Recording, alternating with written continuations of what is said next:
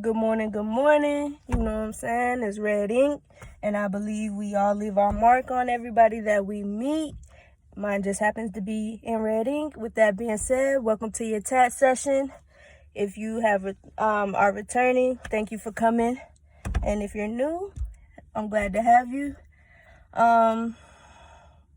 Before I get started on what I want to say, I want to inform you guys that that are looking for new music from me. I just uploaded my album to DistroKid last night around midnight. So just give me a little time. It should be on all platforms. And I'll let you know when that happens, So I'm excited about that. I'm excited for y'all to get to hear my story, And I hope you enjoy it, and I hope you not only just enjoy it, I hope you get something out of it. So I want to tell y'all a little bit about me and my past story in this video. I graduated at the age of 17, and I ended up, the day after I graduated, moving to Virginia with a family member. Looking back, they told me that I was moving to live with them because they needed help, financially, and I was going to help watch their kids so they don't have to pay for daycare. Cool, I got a good heart. You're my family. I got you, you feel me? You know what I'm saying? And now I realize that, yes, she did need help, but she was really just it was her way of trying to offer me a better path in life. You know what I'm saying? And I want to appreciate her for that. But, we're humans and how things go and all of that. So we eventually, our personalities started to bump heads. And I'm very strong-minded, and so is she, And it came to some angry words. And some of the angry words that stuck out to me the most was, "You're going to fall on your ass and come crawling back to me." Now, I'm not saying this to bash her or anything, because I forgave her. She was angry, you know what I'm saying? And it really was her just telling me, like, the world ain't what you think it is. Like, it's hard out there, you know what I'm saying? But I do want to say that we do have to be careful of what we say, because I kept that with me for a very long time. It made me so prideful. I would not ask for help if I needed help. Like, I basically went through a lot of things in life alone because that was in the back of my mind. So I want to encourage us, me included, to watch what we say and do not speak out of anger. And if you can't articulate what you want to say in the moment, take some time and come back to it. Put a pin in it. You don't have to get it out right then. Put a pin in it so you can rethink how you want to get your message across to where it's being received in a good light that will speak life into somebody, versus creating a mindset that's going to create obstacles in their life. I became very, very, very, very, very, very prideful. Even to this day, I'm still prideful. I'm working on it. I'm learning to ask for help when I need help. And just last night, I went through a humbling experience. Right now, I don't have any meat in my house. I have sides and noodles and bread. And I got tired of watching, my girlfriend eat noodles, and I felt bad as the provider in me felt bad. So I was like, I got $4, and then I happened to find another dollar in the floorboard of my car, and I went to the store to buy a pizza. When I tried to buy it, my card declined, and immediately I got anxious. And I was like, "You want to try it again?" And the cashier was like, "Yeah, if you want to." And then I thought about it. I was like, I might just be a few cents off. I was like, I might need like 3 cents. Can I run to my car and see if I can find 3 cents? And she was like, 3 cents, I got it for you. The pride in me was hurt that she had to offer the 3 cents for me. But she did it, and I allowed her to do it, and it went through. And I was walking out of the store, and I started to hang my head because I really was hurt that I needed that help. You know what I'm saying? I feel like I should be able to do it all on my own. And then I stopped as I'm getting out the door, and I was like, do you realize how many times you've done that for somebody that came through? Because I've worked at a few fast food places that have came through my drive-through and they were off some change. I've even paid for whole meals because people's card hasn't gone through. And I'm not saying that to brag. I'm just saying that, you know what I'm saying, everybody needs help. We all need help. But because I was able and I wasn't selfish and I gave when I had it to give, my needs were met when I didn't have it to give, you know, and I had to pick my head up and walk. And I walk with that pizza with pride to my car. That's the thing. Take pride in the things that you do. Don't let pride be the reason you don't do, you know? Even Jesus needed help carrying the cross. Like, we're no better, you know what I'm saying? We all need help, and we all have something that we give to the table. And I know this world has a way of making us callous because people are human and, you know, battling their own shit, and sometimes they don't think about others or the effect of their actions, even though every action, every decision you make is a triple effect on everybody in this world. Like, it all counts, you know? So I really want to encourage those that if you need help, reach out to somebody. You're not alone. Nobody is alone in this world. We can make ourselves be alone by being too scared to ask for help, by being too prideful to ask for help. You know, like, I don't know how many times I've pushed people away in relationships because I wasn't financially stable and I felt like they deserved somebody better than me. No matter what their mouth told me, I felt like I wasn't good enough.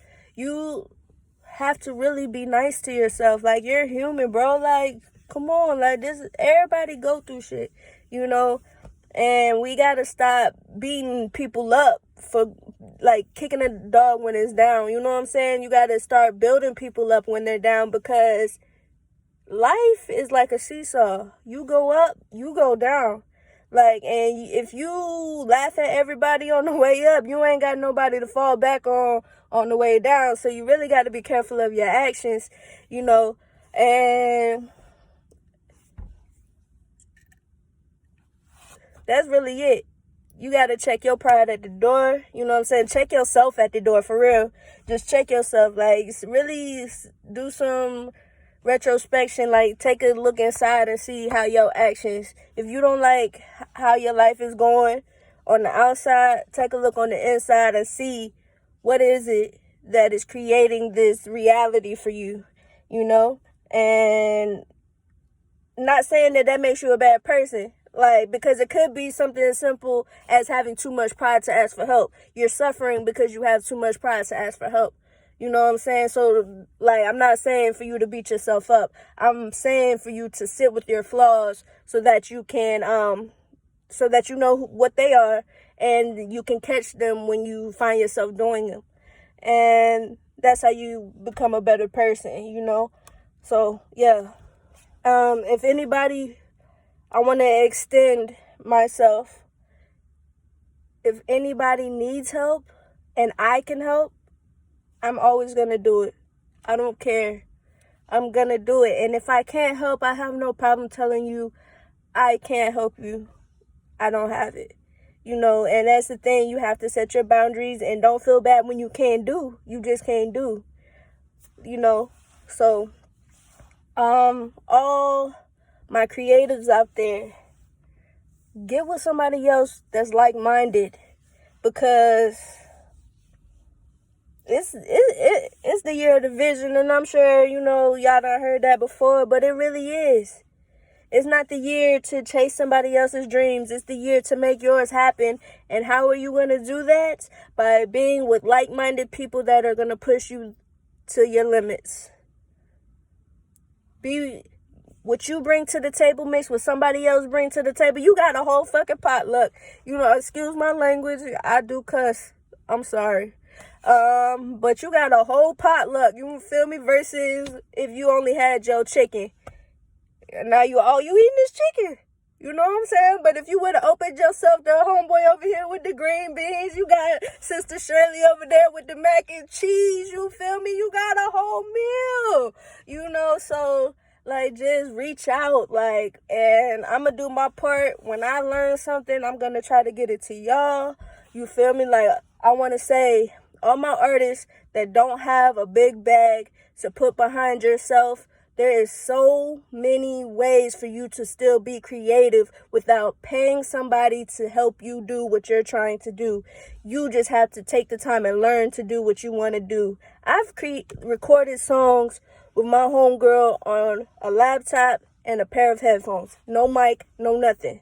One headphone in for the headphones, and the other headphone was my mic.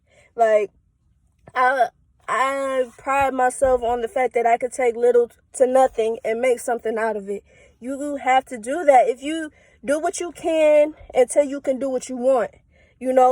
There's an app for artists, whether you do cover art, whether you do sing, whether you paint, whether you make beats, whether you rap, whether you just a songwriter, a singer, whatever. It's called Loom, L-U-M. And they work on a system that you have to support others and get support from others, which means you have to present your product, and they give you coins.